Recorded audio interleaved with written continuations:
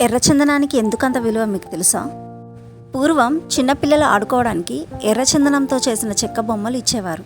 ఎందుకంటే పొరపాటున పిల్లలు వీటిని నోట్లో పెట్టుకున్నా సరే ఇందులోని ఔషధ గుణాలు లాలాజలంతో కలిసి పిల్లలలోని రోగనిరోధక శక్తిని పెంపొందిస్తుంది.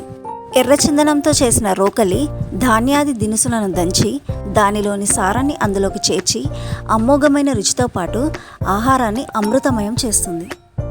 మన పూర్వీకుల ఆరోగ్య రహస్యం కూడా ఇదే.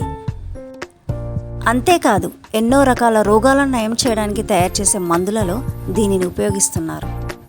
మన దగ్గర నుండి ఎర్రచందనాన్ని ఎత్తుకుపోయిన చైనా దాని సారాన్ని వయాగ్రా టాబ్లెట్స్ తయారీలో ఉపయోగిస్తున్నారు. న్యూక్లియర్ రియాక్టర్ నుండి వెలువడే కాలుష్యాన్ని నియంత్రించే శక్తి ఈ ఎర్రచందనానికి కలదు. అంతేకాదు సెల్ ఫోన్ టవర్ నుండి వచ్చే రేడియేషన్ నుండి మనల్ని కాపాడే శక్తి కూడా ఈ ఎర్రచందనానికి కలదు.